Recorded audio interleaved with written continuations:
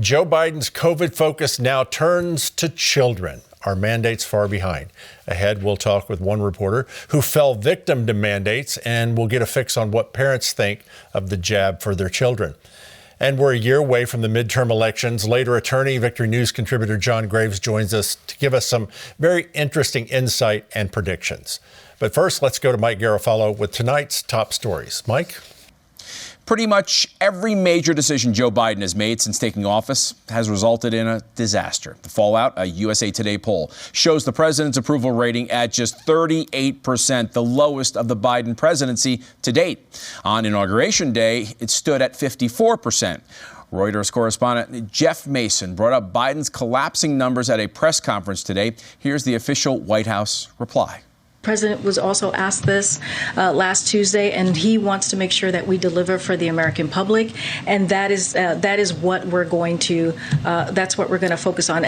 But the president can always look to Vice President Kamala Harris for encouragement. Only 28% of Americans approve of her efforts as VP. It appears that much of Joe Biden's falling support came from independent voters who disapprove of the Biden-Harris administration's policies and their impact on Americans. So why do so many Americans disapprove of how the administration is doing business? Well, for one, as Congressman Jim Jordan of Ohio says, the American people are not being listened to. The Energy Secretary laughs when she gets a fundamental question about increasing production so we can actually have the energy independence we had just 10 months ago. The Democrats, after Glenn Youngkin's big win, after the truck driver beats the Senate Majority Leader in New Jersey, the Democrats do what? They just proceed with their crazy legislation, and they're going to pass the next bill, too. So, of course, they don't listen to the American people. That's the unfortunate part. And the last person on there, you see the response that they get and what they're having to deal with. So this is all bad for American families. But this is the left. This is today's left. They're smarter. They're better. They know more than all us regular folks, and they're going to keep doing their crazy things. And the only way you stop them is you beat them at the ballot box like they did in Virginia a week ago. Pro-Second Amendment groups are growing concerned that the federal government may be quietly ramping up efforts at collecting and storing information on millions of American gun owners. Though a national gun database is currently not allowed under federal law, they worry President Biden may seek to change that to further his pro-gun control agenda. Bureau of Alcohol, Tobacco, and Firearms Agency documents were obtained by the Free Beacon, and they show almost 56 million records from gun dealers just in 2021 alone, gathered by the agency. Gun dealers are required to provide paperwork detailing gun transactions that law enforcement may request to cross-reference with crime. And dealers are currently allowed to destroy records after 20 years. Well, Joe Biden wants to do away with the 20-year rule so records can never be destroyed. Administration officials have denied that the increased collection represents a move to implement a federal gun database. Greg, back to you. Well, meanwhile, the Convince the Parents COVID vaccine campaign is underway. First Lady Jill Biden is the tip of the spear trying to get parents to vaccinate their school-aged children. She visited Franklin Sherman Elementary School in Virginia, reportedly the first school to administer the polio vaccine in 1954. Regarding the Pfizer vaccine for 5 to 11-year-olds, Mrs. Biden said, quote, "They are great, effective, and free." According to the Washington Times, about 260 children in Fairfax County were vaccinated during the clinic during that school year. In a related story, a 12-year-old in the town of Cuxhaven, Germany, died from the vaccination. The child had pre-existing conditions, including a cardiovascular one. The Cuxhaven district has announced that they will now only vaccinate healthy children going forward. All right, I want to welcome back to Victory News a journalist, Kim St. Onge, who was with us before. Kim, we talked last, you were adjusting to life as a 10-year stint as a St. Louis television reporter after a COVID vaccine mandate forced you out. Can you give us an update on your status and what's happening since that? It's just been overwhelming, honestly, the support, from people around the world, as far as Australia reaching out to me. And what's really sad is people are saying, I'm about to lose my job. I had someone tweet at me yesterday saying, of course, now their employer is choosing to mandate this. So I think I'm just trying to rally behind people and say, look, you can feel very alone and isolated, maybe at your job, but I promise you that you are not as alone as you think. I was speaking to someone who was going through the same thing, and they said, I feel like I'm being bullied, like I'm back in middle school. Now we've seen the focus shift to least likely to get COVID, the children. You've been hearing from so many since your experience with that mandate. Are you hearing anything from parents who are facing this?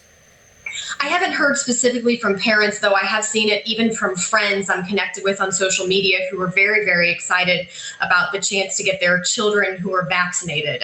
And so that's concerning to me for a lot of reasons. Yeah, it is. I want to now ask you about this. You heard earlier in this newscast, the president's job approval rating is setting a record low. And I want to get your take on this because they blame it on not being able to pass the spending bill. But I think it has more to do with the mandates. What's your thoughts? I wholeheartedly agree. There is no way this has to do with them not being able to pass that. If you remember, President Biden said that he had no plans to shut down the economy. He was just going to do away with COVID. Well, look what's happened. We've been going at this for about 2 years now with these lockdowns. Now we're dealing with vaccine mandates for kids in San Francisco. Now they're saying that they'll soon have to show their vaccine card just to get into entertainment venues, restaurants, when they have such a high rate of survival from COVID. And so I think that is the issue, is he needs to lift these mandates and he needs to really come through on his promises. You know, he's now he's threatening to penalize these different businesses if they don't enforce these vaccine mandates. And I think that's very problematic and a complete overreach there of the federal government. It's absolutely true. Plus, let's add in the economy, add in the price of gasoline, the empty shelves at stores, all of it together. Kim St. Onge, thank you so much for being with us again and for the update and what you're doing. God bless you in your endeavors. Thank you so much. Thank you. All right, Mike. Well, the national gas price is about to cross $3.50 a gallon. What's the White House answer to helping Americans out of this energy crisis? Well, the Biden administration is looking at a shutdown of Michigan's Line 5 pipeline. White House Deputy Press Secretary Karine Jean-Pierre confirmed to reporters on Monday. Michigan GOP candidate for governor Tudor DIXON is a child of a blue-collar worker. She appeared on Fox News to address the dangers to her state if the president shuts down the L5 pipeline. Yeah, Michiganders right now are wondering, is Joe Biden going to bow to the radical progressives and endanger them this winter? Or will he fight against these extremists and their make-believe environmental issue? Because a lot of people aren't talking about what this really means for the Upper Peninsula of Michigan. 1 in 5 homes is heated by propane. These are our working class Americans, our working class Michiganders in the UP. That propane, 100% of it comes from Line 5. As the White House considers hurting Americans in the pocketbook yet again, over a dozen Republican lawmakers on Capitol Hill to send a letter demanding the administration holding back on this decision during the winter and protecting the lives of the people in northern Michigan. The Washington Times is reporting that Tony Kinnett, an Indianapolis public school administrator, wants parents to know that the diversity, equity, and inclusion emphasis educators are being forced to adhere to is rooted in critical race theory. I'm the science coach and admin in the largest public school district in Indiana. I'm in dozens of classrooms a week, so I see exactly what we're teaching our students. When we tell you that schools aren't teaching critical race theory, that it's nowhere in our standards, that's misdirection. We don't have the quotes and theories as state standards per se. We do have critical race theory in how we teach. We tell our teachers to treat students differently based on color. We tell our students that every problem is a result of white men and that everything Western civilization built is racist. Capitalism as a tool of white supremacy. Those are straight out of Kimberly Crenshaw's main points, verbatim in critical race theory, the writings that formed the movement. This is in math, history, science, English, the arts, and it's not slowing down. Senator Rick Scott of Florida was challenged on CNN yesterday about critical race theory. Here's what he said on the subject and the Democrats and media ignoring it. Here, let me just read you a few things. In 2015, while Terry McAuliffe was governor, the Virginia Department of Education promoted incorporating a critical race theory lens in education. You can still find it on the Department of Education's website, still there. In February 2019, a superintendent memo for the Virginia Department of Education promoted critical race theory and the idea of white fragility. It's not I part looked of at the it curriculum. yesterday. It's still there, I do want to Brianna. ask you, just to be clear about Brianna, where wait a you minute. are. Let's all agree. They were trying to indoctrinate kids. Terry McAuliffe denied it. It's still on the website. As long as news anchors, politicians, and school board members keep denying CRT and ignoring parents, Democrats will likely keep losing elections at every level. Greg, back to you. Okay, we're now just 364 days until the 2022 midterm elections. Although it's said every election cycle, this one, it really does matter. That's why Victory News and the Victory Channel is launching our election coverage in the spirit of faith with America Stands. That's right. That's right, Greg. From now through the midterm elections, Victory News will bring you special America Stands election news. And today we'll begin in Florida.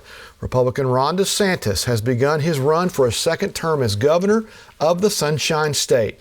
The press asked DeSantis to confirm his intentions after news leaked that he had filed the necessary paperwork to run. More of a formality, to open up a campaign committee. We're not going to be doing really anything in terms of public announcements till after the legislative session, but you got to prepare for these things, and so we're often doing that. DeSantis gained national attention for his leadership during the coronavirus pandemic and his many challenges to President Biden's actions, including vaccine mandates. Many see DeSantis as a potential presidential candidate, even beating Donald Trump in a recent straw poll. But the governor says he has no such plans. I'm running for governor. I'm not running for president.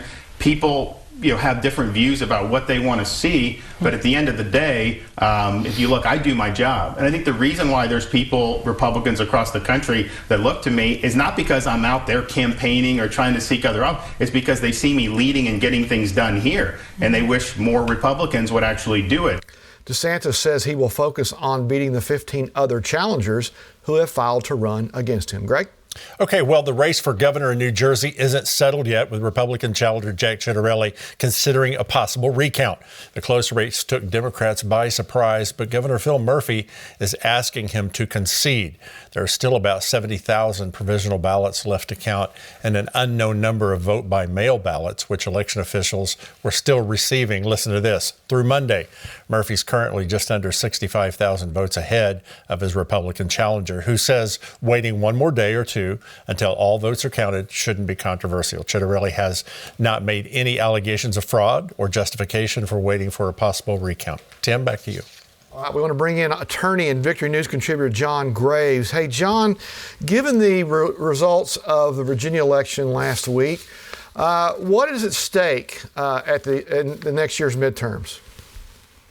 Well, a lot more is at stake, Tim. If you look at the map over the next less than 12 months, you've got the Senate, you've got governor, you've got House races all over the place that are more in play now than we thought about a week ago. Okay, let's talk about the top 10 Senate races in 2022. What are those? Okay. The top 10, we've got a map here that we can put up. The top 10 are in brown, and those are ones that are within the margin of error. They're about half Republican, half Democrat. I would expand that to 12 after what happened last Tuesday. Colorado, Trump lost by over 10 points, but it's now in play. They've got some good candidates. I think Washington State could shock a lot of people.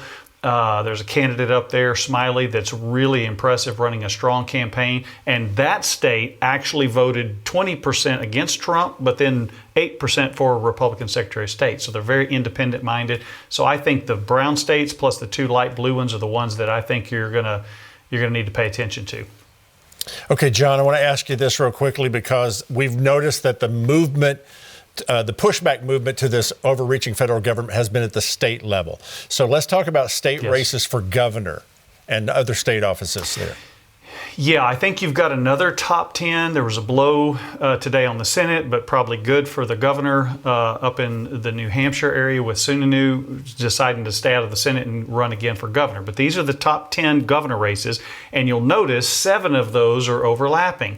Now, most of them on the Senate side and the governor side, the Republicans are having to defend more than the Democrat in this year. However, with the 12% swing we saw in Virginia last week, you've got a lot of these that are in play, and you see a few of these that are a little bit different, but 7 of these are overlapping states. Greg? Okay, so what other wild cards are at play that we don't normally see in midterms? There's a lot of them. I would highlight probably 4. The number one is the census. A lot of people forget this, but every 10 years they redraw all the maps. all 435 House members, so we've gone from Senate to governor, now we're at the House. All 435. This map shows all of the states in red are losing population, losing congressional seats. All the ones in green pick up one congressional seat, except Texas is picking up 2. And so there's a shift, number one, to redraw them every 10 years based on how the population moves inside the state. But number two, based on you get more seats or you get less seats. And so this is going to shock a lot of people. And these maps are going to hold for the next 10 years. We've got another map that will show you there's probably 15 to 18 states that have already indicated this is what we're doing. The ones in yellow there and the stripes that you see, they're already submitted the maps, and there's another 15 to 18 states that still don't have it. So it's a very unclear picture. But what's going to shock you with this 12% swing we saw in Virginia, Biden had won the state by 10, then the Democrat loses by 2 points. There were 77 House seats decided by less than 10% last time. They only need to flip 4 or 5 seats to take control, the GOP. And so I think it's going to be near impossible for that not to happen, Greg. So you think it will flip, the House will flip? 100%. And remember, there's a couple nuances that people aren't thinking about. One is there's a famous 2013 case, or wasn't famous, nobody really talked about it, but it, for the first time in 60 years, took away the federal oversight of redistricting for 13 states, including Texas, Florida, North Carolina, Georgia, a lot of these states. But one of the big things people don't think about is the state governments, 2.5 times the number of state governments that are controlled by Republicans are drawing maps than those drawing Democrats, and then about the same number as Republicans are independent or split committees. Okay. So there's going to be a wild swing, Greg. Okay, so based upon population, that's why the census is important, the states then redistrict, and some call it gerrymandering, but you cited this in 2013, the Supreme Court of the United States opinion, redistricting, how it changed. 13 states were changed. Did it change for the better? Let's just make it real simple. Change for the better or change for the worse? It changed for the better in this way. The states control and federalism under the 10th Amendment. The states get to control and make their own maps instead of the federal courts continuing to babysit them for something that happened in the 50s and 60s. It was wrong stuff where they were treating some people in our country wrong, and so they need to be corrected. But it's been that way for 60 years now, and the problem has long since gone away. And another thing I would point out is a lot of people aren't talking about this because of there's different opinions on the election integrity issues in 2020. But 19 of these states have passed 33 laws to strengthen voter integrity. And that's going to make a difference in many of these swing states, Greg. That is true. That's really, really good news. All right, John, thank you for the update on that. We'll be back in just a moment. Mike, over to you. All right, let's bring in John Graves again before we go. John, another good story right there. But the story right before that, the young man that was killed by the stray bullet. This morning it occurred to me that people will say, well, it's gun violence. That's something, but it's really a heart issue, right? I mean, it's not the gun, it's the heart of the people. So would you just pray for our country and that family and families who have lost loved ones because of unnecessary violence? I'd be delighted to. God, we have a crisis of crime in our country, from the border to violence, from the result of defunding police and those who Romans 13 say are here to protect us. The civil government is given the sword to protect us. And so we pray in the name of Jesus, you would protect believers, protect us to go influence the rest of this culture, to be salt and light. And we do pray, Father, that you would protect lives like this innocent child, God, and that you would help this family grieve and make us prudent and wise as we try to discern the times in the name of Jesus. Amen. All right, thank you, John. Listen, we were talking about the midterms a moment ago, but I think the real key that we need to keep in front of people is the fact that people are now getting more involved, but you have to stay involved, right, John? Yeah, you do. And one of the things I keep trying to remind people, there were 77 House seats decided by 10 points or less. The number one reason, and our audience needs to hear this and share this with all their friends, the number one reason people don't vote is they think their vote doesn't matter. Do you know what the tightest margin was out of all 435? Iowa Congressional District 2, almost 400,000 votes. The Republican wins by 6 votes in that election. You think one small church doesn't matter? You think your family doesn't matter? You can get, every one of us can get 6 people to come vote that may not want to, and people want to give up, but they're seeing the practical implications of this last year. You saw it in the polls earlier, and people are waking up. That's a good thing. John, you said it a while ago when you were praying over America and that family. Oakland and San Francisco, that happened in Oakland. Oakland and San Francisco were big on defunding the police. New York City voted pro-law enforcement in this recent election. I think you're going to see the same thing in Atlanta and in St. Louis and all across the country as people are waking up to this. Your thought? They are. And if you look at the biblical, I remember one of my pastors say, if you don't do Acts 1:8 to take the gospel everywhere, God does or allows Acts 8:1, which is the persecution. When persecution breaks out, people tend to wake up. And so I think we see now, after the last year of this new administration, the difference between the two. And even independents and people who voted for this current president wouldn't do it again if the election was held today. Doesn't mean that they like the former president if they voted for him. But the good news is a lot of good things are happening. There's election laws happening. There's changes happening. There's court opinions happening. And people are waking up, pushing them back against the 3-letter discriminations. It used to be KKK. Now it's BLM and CRT. It's the same thing with a different window dressing.